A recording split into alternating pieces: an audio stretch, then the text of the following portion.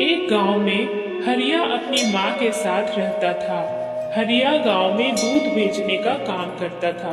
हरिया के पास 2 गायें थी जिनका दूध निकाल कर वह गांव में बेचता था। एक दिन हरिया एक घर में दूध देने गया तो उसने देखा वहां भगवान शिव की पूजा की जा रही है। हरिया ने अपनी माँ को मंदिर जाते तो कई बार देखा था, लेकिन घर पर पूजा करते हुए कभी नहीं देखा। हरिया ने बोला, मालिक, ये आप घर पर पूजा क्यों कर रहे हैं? मालिक ने कहा, हरिया, तुम्हारे घर में पूजा नहीं होती क्या? आज सावन का सोमवार है, इसलिए भगवान शिव की पूजा की जा रही है। इसके बाद हम सब मंदिर जाएंगे और पूरा दिन उपवास रखेंगे। हरिया बोला, माफ करना मालिक, लेकिन मैंने कभी पूजा होते नहीं देखी। मालिक ने कहा, हरिया, तुम्हें भी भगवान भोलेनाथ की पूजा करनी चाहिए। उन्हें जल और दूध चढ़ाना चाहिए। इससे भगवान भोलेनाथ प्रसन्न होते हैं और उनकी कृपा हमेशा हम पर बनी रहती है।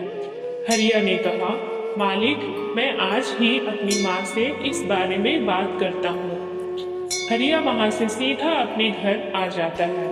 हरिया, माँ, तुम घर में पूजा क्यों नहीं करती? माँ ने कहा, बेटा, मैं मंदिर में पूजा करने जाती हूँ।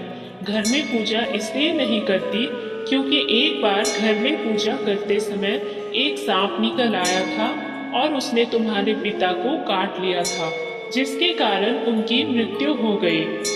हरिया ने कहा, लेकिन माँ, इस तरह तो हम पर कभी भगवान भोलेनाथ की कृपा नहीं होगी। इसका कुछ तो उपाय करना पड़ेगा।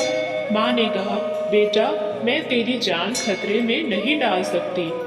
अगले दिन हरिया गांव के बाहर एक साधु बाबा के पास जाकर उन्हें सारी बात बताता है। साधु बोलते हैं, बेटा, भगवान भोलेनाथ तुम्हारे परिवार से रुष्ट हो गए हैं। अब इसका एक ही उपाय है कि तुम्हारा विवाह पक्का किया जाए और विवाह के बाद तुम्हारी पत्नी तुम्हारे घर में शिव जी की पूजा करे। यदि वह सच्चे मन से पूजा करेगी तभी तुम श्राप मुक्त हो सकते हो, लेकिन इसमें तुम्हारी जान को खतरा है। हरिया ने कहा, कैसा खतरा है बाबा? साधु ने बोला, बेटा, यदि तुम्हारी पत्नी द्वारा पूजा करने पर शिव जी प्रसन्न नहीं हुए तो हो सकता है वह श्राप तुम्हें डस ले, लेकिन तुम यह बात विवाह से पहले लड़की को बता देना। यदि वह यह सब जानकर विवाह के लिए तैयार हो तभी आगे बढ़ना। हरिया ने घर आकर माँ को सारी बात बता दी। माँ ने गांव में जाकर हरिया के रिश्ते की बात की, लेकिन किसी ने भी अपनी कन्या का विवाह करने से मना कर दिया।